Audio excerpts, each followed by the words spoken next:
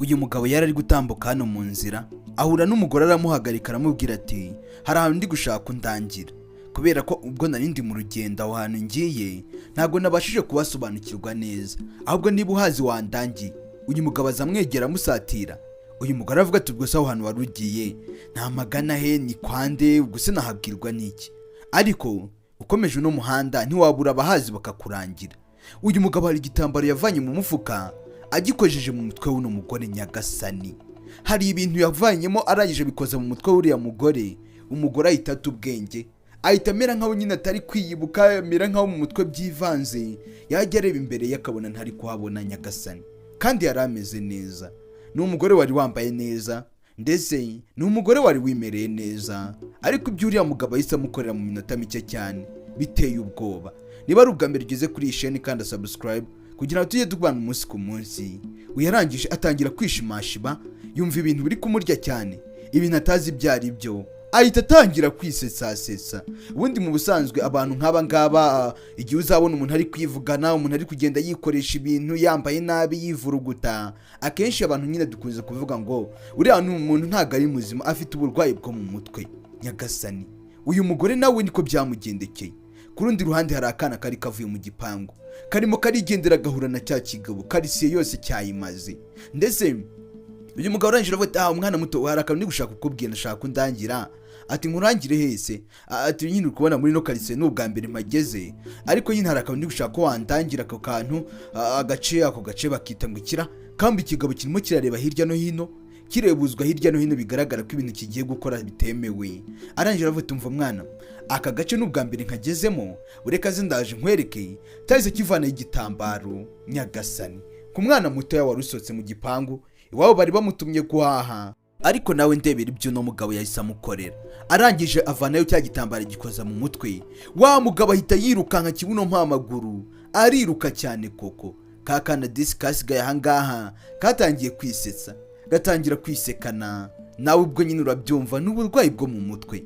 Abundi akenshi niko bavuga, cyangwa hari n'ababita abasazi, ariko nanone imvugo y'ubusazi ntago igezweho, nta mvugo irimo aho ngaho, haba hajemo n'isebanya. Bavuga ko ari abantu bafite uburwayi bwo mu mutwe. Uyu mwana disi yatangiye gukina, atangira kujya yisekana, agenda atoragura ibicupuri, atoragura buri kimwe cyose. Avuga ati umwana ndi kukubona, nawe utekereza umuntu yafataga ibuye akaribonamo ibiryo, yafata ikintu cy'ikibuye kinini akakibonamo umwana.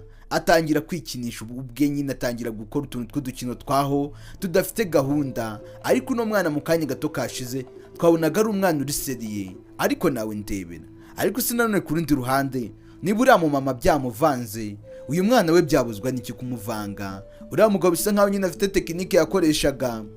Ibyo byose bimaze kuba, tugaruka ku rundi ruhande nanone. Hari umwana uri ku kindi gipanga ahangaha. Umwana bari bamutumye nawe ku baturanyi. Uriya wa mbere yaragiye guhaha, uyu bari bamutumye ku muturanyi ahangaha. Hari ibyo bari bamutumye. Arangije asohoka rwose agiye ku muturanyi, gusa mu kugenda ari mu rugendo, cya kigabo nacyo kiri hafi ngo kiravuze umva muko, buretse ugatwara akabindi gushaka kuba nakubaza, sutuye muri no karisiyati cyane gwino hano nkubaze. None se umugabo witwa harya bamwita Ndera akomeje kuncamo, akomeza kugenda canga, ariko yitwa Vikiramu ntawe nzi. Ariko nanone hari urugo njya numva hariho umuntu bita Viki hariya, wagenda ugakomeza nta kibazo. Umugabo yahise avanayo urwa rutambaro nanone arukoza mu mutwe w'uno mwana. Niyo mpamvu ubundi mu busazwe uzumva abantu benshi banga umuntu bakorera mu mutwe. Buriya hari umuntu ushobora gukorera ku mutwe mukaba mwana serera, buri umutwe ubuzingatiye byinshi, umutwe ubitse byinshi. Rero niyo mpamvu hari umuntu ushobora gukora ku mutwe mukaba mwaserera, akaba yanakuvunagura. Wa mwana nawe yahise atangira gusara, nawe atangira kwikinisha ahangaha, agenda akina wenyine. Witegereza ureba akantu ku kandi, akomeza azenguruka avuga ati oh my god mwana ngwino. Ku rundi ruhande hari umwana uhari, uyu mwana turamuzi yitwa Davina. Yaraje nawe ahura na cya kigabo, kiravuga ati umwana umva hano hari utuntu ndi gushaka kuba nakubaza. Davina arangije araza, arashikira umubaza ati none uri kujya he? Ati nari ntwaye isakoshi ya mama nyine, nawe yaragiye imbere nuko yaransize nari ngiye kumuzanira isakoshi. Ati none urashaka ko ngufasha iki? Uyu mugabo aravuga ati nyine hari umuntu ndi gushaka kundangira. Uwo muntu yitwa nde? Hanyuma ubwiwe n'iki ko atuye muri no quartier? Cya kigabo ati ndahazi. Atoke ngaho ndangisha nta kibazo mbwira aho hantu. uyu mugabo arangije aravuga ati okay, aho hantu reka nze ndaje makwereke kumbi cya kigabo kiri gukora mu mufuka ngo kivane rwa rutambaro kitararukoza ku umwana warukozeho. Umwana yakoze ku kaboko ka kino kigabo gitagishya. Umugabo arashyagira ubwo aravuga ati we urinde ubundi. Uyu mwana aravuga ati n'ikindi gihe ati ntugakinisha ibintu byo gukora ku mutwe w'abantu. Buruzi umutwe w'abantu ibintu biba birimo, ubundi ahubwo uri cyande. Wowe urinde uza gukora ku mutwe wanjye, mbwira urinde usobanuye iki, uranshakaho iki? Uyu mwana arangije aravuga ati n'ikindi gihe uno mutwe witegereze ntuzongere. Umwana mukozi w'umugabo arakinyagasani. Uyu mwana nawe hari imbaraga yari afite ku ruhande rwe. Uyu mugabo nawe hari ibyo yakoreshaga afite ibibaraga akagenda asaza abantu, ariko umwana nawe ari kumukoraho akabyumva. Ari kumukoraho umugabo agashya kana kagiye kamusatira. Umugabo aravuga ati umva mbabarira ndakwinginze. Uyu mwana arangije aravuga ati uko biri kose hari n'abandi bantu wabikoreye sibyo? Ntihari abandi bantu wabikoreye nyuma yuko nanje mbere yuko waruje kubinkorera?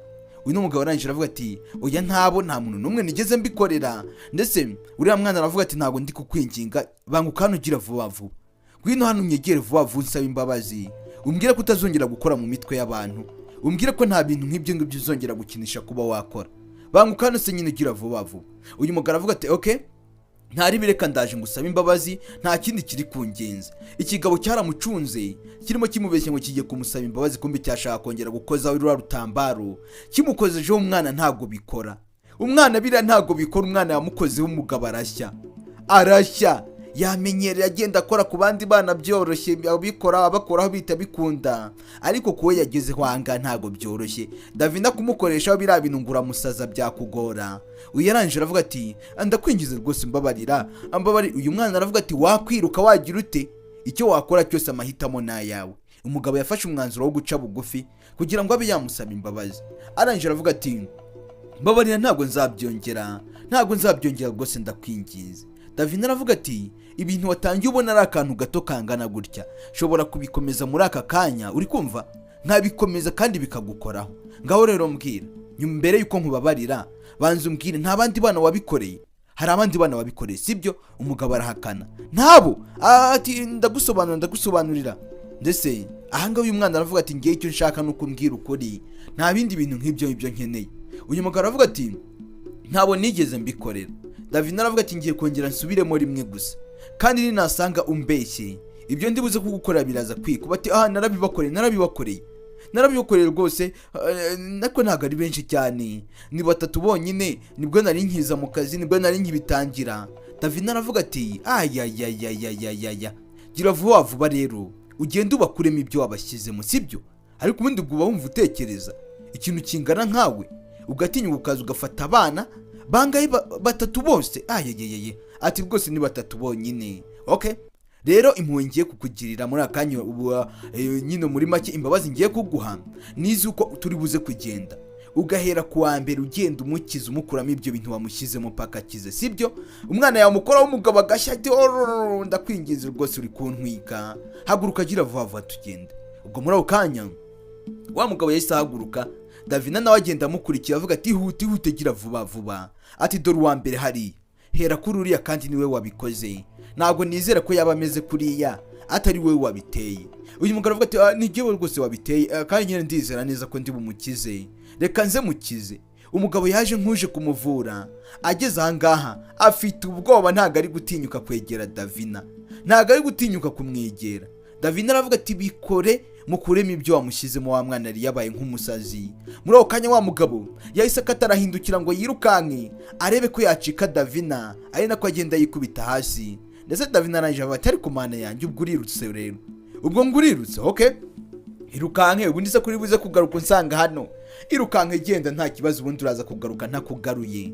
Nge nta muntu njya nshyigikira ukora ikibi, buri wese ugerageje gukora ikibi ntago njya mwinginga, nta n'imiyaga njya mushyiriramo. Ngewe ntago nzisha, ntago uransobanukirwa neza, ariko ndabyizera neza guhera uno munsi uri buze kumenya ukamenya uwo ndiwe. Wa mugabo yarirukase nyuma n'ubundi aza kugaruka hahandi. Davina bisobanuye ngo ibintu yaramubwiye yarabizi, n'ubundi nyuma yagarutse hahandi. Ndetse azanga ameze nk'umuntu uri gutwikwa n'amashanyarazi, azajugumira. Arangije avuga ati ndakwinginze mbabarira, ndagusabye imbabazi. Uyu mwana aravuga ati narinzi ngo wakabaye wazengurutse igihugu cyose, nge nakuzanye nga ngo uvure uno mwana sibyo? Hari ikindi kintu nagusabye, muvure rero gira vuba vuba. ibyo bindi uri kumbwira ngo nkubabarire ndakubarira se wakoze iki? Ati umva mukobwa muto disi nta nubwo ari no kumva ntago azi ibyari byo, ubwenge bwivanze, kiriya kigabo hari ibintu cyamukozeho. Uyarangije akatangira kwikinira n'udushangarira ahangaha, akajya afata agata agakina nako, ati wowe uri mama wowe uri papa, kandi nta nubwo azi ko abangaba muri iruhande, ariko ubareba ahubwo akavuga ati aba basazi se barahanga bakora iki? Uyu mwana Davina aravuga ati ntabwo nkiri kukwinginga, agira vuba kora ibyo nakubwiye gukora. Uyarangije azanga aravuga ati okay, reka mbikore rwose, reka mbikore, kandi nyine ndabikora ntari araza gukira namererwa neza. Davina abwira uno mwana ati humura uraza gukira umererwe neza. Uyu mwana akamuseka akavuga gukira ni ibiki? Iki kigabo cyaratangiye imitongero yacyo, ati mana y'abasazi, ati mana y'abasazi rwose kuri uno musi byabaye nabi, ndakwinginze garura ubwenge bwe ndakwinginze. Kirangije gifata rwa rutambaro kirukoza kuri uno mwana, ndetse uno mwana yarariwe cyane. Uyu mukobwa hari ibintu byamuriye, uko byamuryaga niko yakomezaga agenda ahinduka nawe. Witegereze ureba akantu ku kandi, muri ako kanya yahise yongera agarura ubwenge. Mu kugarura ubwenge ubwo ibyamuryaga byahitaga byimukira muri uno mugabo, aravuga ati oh ndashize noneho ndapfuye bindangiriyeho. Wa mwana yahise agarura ubwenge, arangije aravuga ati mu izina rya Yesu ndahanga ndi kwakora iki? Ni iki kintu ndi gukora ahangaha? Uyu mwana Davina aravuga ati ntabwo bisobanukiwe nyine, ariko nagira nkubwire ko ubwenge bwawe ntabwo wari ufite, ubugaruye nonaha muri aka kanya. Rero icyo nshaka kukubwira kindi ni uko ubu ngubu uri muzima rwose, umeze neza. Uyu mukobwa aravuga ati rwose urakoze, nta nubwo nibuka uko byagenze. Arangije aramubwira ati tahira wigire iwanyu, iwanyu bagutegereje bakubuze, rero taha bataza kukubura. Uyu yarangije aravuga ati uyu ni uwa mbere, reka tugende no ku bandi bose ugomba kubavura bagakira. Uyu aravuga ati basi waretse uyu nguyu tukaba ari we tuvura wenyine. Davina aravuga ati ntabwo ndi kukwinginga, tugende n'abandi bose uko bakabaye ugomba kubavura, kandi ugabanye no kugenda usakuriza. Rega ayo majwi yawe ari kunsakuriza cyane, ari kumena amatwi, reka tugende tujye no ku bandi. Ndetse aramubwira turaza gutusha gatoya wirukanke turebe se n'ubundi kuri buze kongera ukagaruka ukansanga, wakwiruka utakwiruka. Bageze anga mu muhanda, arangije aravuga ati dore n'undi mwana hari, urase si we wabimukoreye? Ubwo muri ako kanya Davina aravuze turibeshye ukirukanka, ntabwo ndibuze kukugira impuhwe, ndaza kugutwika mpaka. Ndetse iki kigabo ko Davina yagikoragaho cyarashyaga amashanyarazi akagikubita, ushobora kwibaza ngo yari afite imbaraga zingana gute, ariko Davina imbaraga ze yari afite ntabwo yazikoreshaga mu kibi, ntabwo yazikoreshaga mu bintu by'ubucumuzi, kugenda acumura arenganya abantu, ahohotera abantu, ahubwo yazikoreshaga mu kuvura abantu barenganijwe, mu kurwanya sekibi, imbaraga mbi z'amagini, imbaraga z'imyuka mibi. Disi kakana k'agakobwa kandi nako kari katangiye kwambara ibisashi, kicaye hano mu muhanda. Uyatangira guhamagara ngo za mana z'abasazi ziwe, atangira kuvuga ati mana z'abasazi rwose ndabinginze n'uyu ngo ni mu mubohore, ngo misiyo yabaye impossible, bisobanuye ngo ubutumwa yarariho ntabwo bwabashije kugenda neza. Uyanangije aravuga ati kandi ndagikubita kino cyamvuye imbere. Ni kakana kari kubivuga ati oh mbega umuziki uryoshye. We yabaga yumva ari kumva imiziki kandi ntayihari. Ubwo muri ako kanya cya kigabo cyafashe rwa rutambaro kirukojeje mu mutwe, kimaze kuvugiraho bya bintu byacyo. Muri ako kanya umwana yaratase, mu kumara gutaka buri kimuvuyemo cyose, uburibwe bwose bumuvuyemo bwahitaga bujya muri uriya mugabo. Ubwo uno mwana nibwo yarakigarura ubwenge, arangije aravuga ati mu izina rya Yesu ibi ni ibiki kandi nambaye? Agira ubwoba, arangije aravuga ati mana yanjye we kubera kinari ndanganicaye ahangaha, witegereze ureba akantu ku kandi. Ndetse uyu mugabo atangira gusaba imbabazi, aravuga ati nyine nabikoze ariko ntabwo nzabyongera ukundi. Davina aravuga ati tugende haracyari n'abandi. Davina amukoze uko amukoze uno mugabo arashya, uko amukoze haracyari imbaraga zimukubita. Arangije avuga ati please wanyimbabarire koko ko nagusezeranije ko ndibuze kubavura bose, ko ndibuze kubasubiza ubwonko bwabo n'ubwenge bwabo byose, kubera iki koko uri gushaka kuba wamemukira? Uyarangije aravuga ati okay hasigaye umwe, reka tugende nawe tujye kumureba, kubera ko nta n'umwe nshaka gusiga akifite uburwayi nk'ubwo wamuteye. Davina ageze imbere, arangije aragaruka aravuga ati buntegerejeho gato ndaje, buntegerejeho gato ndaje. Arangije atagaruka inyuma, agaruka kureba wa mwana, arahindukira aramubwira ati wibeshye ugira hujya, ati ro mwana muto nagira nkugira inama sibyo, n'ubutaha ntukagenda usuhuza abantu abo ari bo bose ubonye, n'ubutaha ntihakagira umuntu wizera cyane umutanaziranye utazi ngo nubahe. Niyo tekinike uriya mugabo yakoresheje. Umuntu uza kukubwira ngo arakurangisha mutaziranye ajya kwiyegereza, ntukamwegere, wenda nunamurangira jya umurangira uri kure ye. Uyananjira avuga ati wanyu nihe? Ati nahanga. Ati rero itahire wigire mu rugo iwanyu bubana kubuze. David arangije avuga ati dukomeze urugendo, dukomeze tugende, nta soni. Uragenda utwara roho z'abantu, imitwe y'abantu ugenda uyikoramo uko wiboneye, urayitwara urijyana hehe? Nta nubwo bafitera. Ubundi hari umuntu ureba ibintu akora ukibaza uyu muntu ubundi koko umuntu ukora ikibi ubundi inyungu zazikura he? Burase base agira amahoro, ariko nta muntu ukora ikibi ujya ugira amahoro, ntibibaho. Ubwo bidatinze bakomeje urugendo, ariko iki kigabo gifite ubwoba bw'uko ano mukobwa David ari buze kugikoraho. Ubwo nawe byakurikira urabyumva. Bakomeje urugendo baza hahandi wa mugore bamusize kare. Wa mugore wibuke, hari umugore nawe kiriya kigabo cyakoze mu mutwe, nawe yasaze nyagasani.